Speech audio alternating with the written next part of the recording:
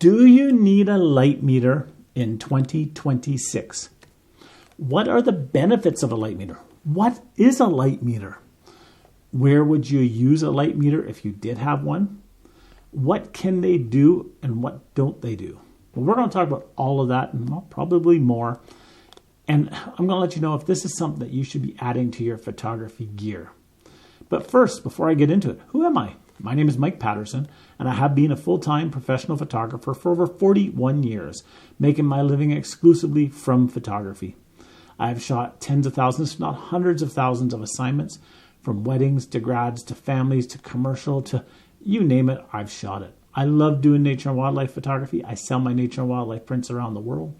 I also own and I operate a photo lab where I print from beginners to professionals.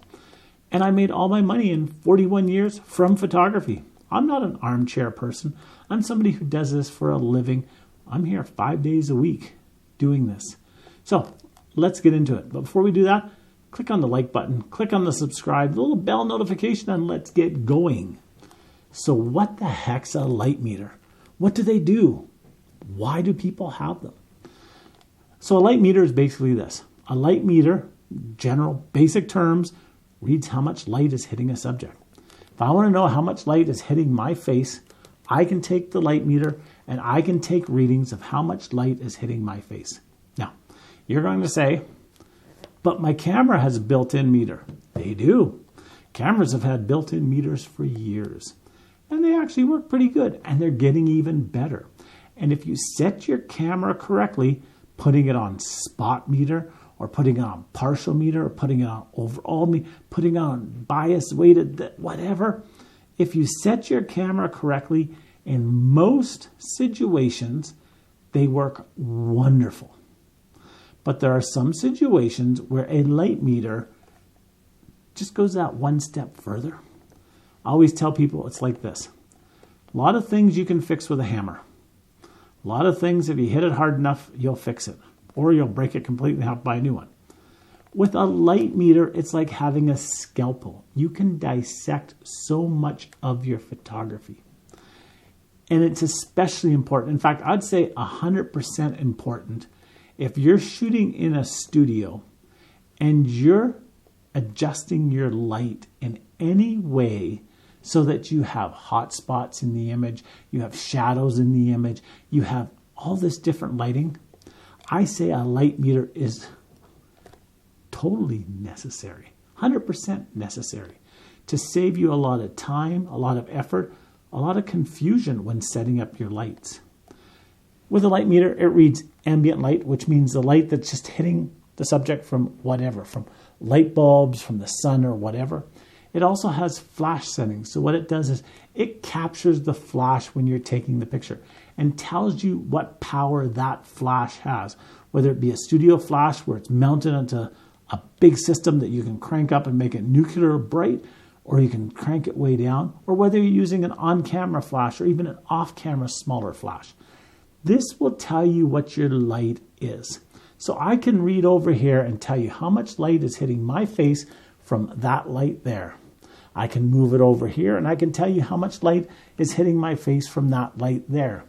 I can turn lights on, turn lights off, adjust them, and this will tell me what is the light that's hitting the subject. Especially important in using studio lights, studio flashes that come on and off again. They send out the blast and that's it, because your eyes can't see. Yes, you can take sample pictures with your camera. Don't get me wrong. You can go click, you can look at it, adjust the light, click, look at it, adjust the light. This you can get down to the scalpel level. So you can tell exactly how much light from where is hitting your subject. And it's great for that. If you're doing any work outside, I love these for outside. If you're taking a flash of any type with you, because you can read the ambient light hitting a subject.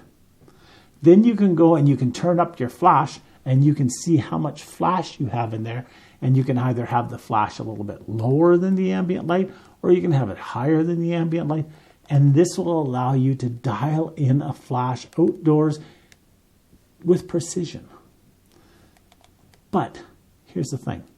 With today's cameras, if you're using the flash meter, or the light meter, I shouldn't say flash meter, the light meter correctly, you can take amazing meter readings without needing this. You really can.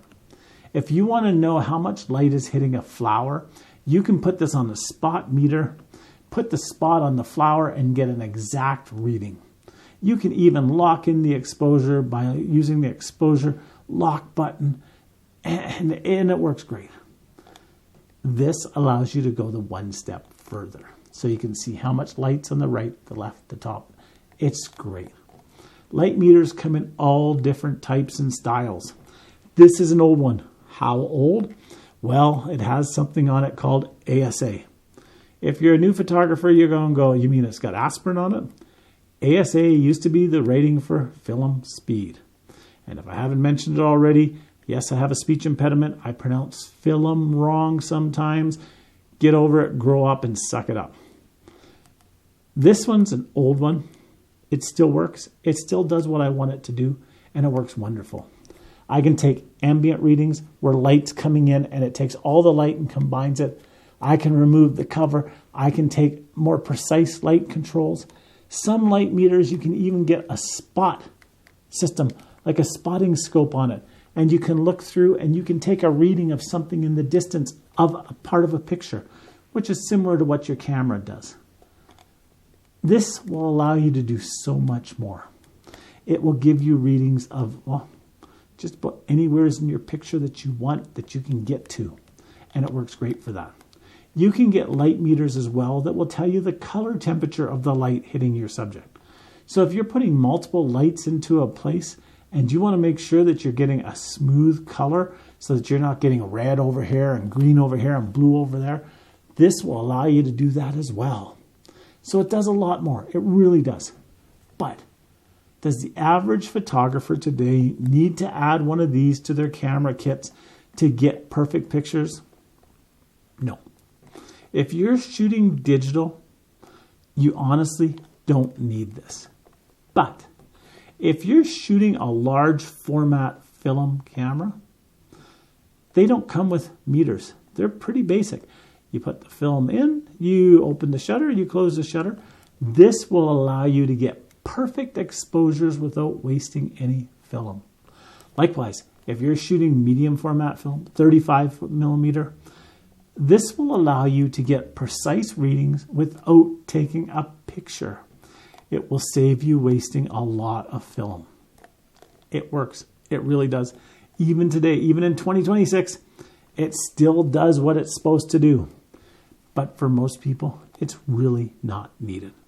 I use this outside. I really do. Now, I don't go running up to a grizzly bear and say, stand there and take a reading to see. No, that's just craziness. Nor if I had the spot attachment on it, would I use that when my camera is so accurate. But it's great when I'm shooting wildflowers, when I'm shooting something where the light is mixed, where I want to adapt the light a little bit with maybe a reflector or something. This will allow me to know exactly how much light I have coming into the scene. Is it a 2:3 ratio? Is it this ratio? Is it that ratio? This will allow me to see all of that. So I don't say rush out and buy one. I don't think everybody should have one. If you see one at a garage sale and it's on for a really good price or a local secondhand shop, pick it up and try it. One other little benefit of having a light meter is if you're questioning whether your camera is exposing properly, a light meter is a really quick way to tell if your meter on your camera is working correctly. And I've had people come in who said, look, my camera's always overexposing. And I took this and I went, okay, we are getting this setting at this. I took a picture with the camera at that setting. It was perfect. I checked the meter and it was perfect. I said, no, it's not your camera. Everything's working on your camera. I've had other people come in where the camera meter said one thing. We took a picture and it was way off, and we found out the camera meter was way off. Completely out to lunch. So it allows you to do some troubleshooting. It allows you to do a little bit more advanced work in photography, but it's not something that I would say you have to go and buy. How much do they cost nowadays? If you're buying them new, anywhere from a few $100s to thousands of dollars. If you're buying them used, I've seen them as cheap as $5, and I've seen them as expensive used for a couple $1,000s. Again, depends what the features and functions are on them. So light meters, great things to have if you have a use for them. Great toy to have if you want to play with it. Borrow one from a friend and put down below. Have you ever used a light meter? What do you think of them? Are you happy that with digital we don't need them as much, or do you still use them even with digital? So until next time, have a great day. Get out there, take some amazing pictures, and we'll talk to you soon. Have a great day now. Bye-bye.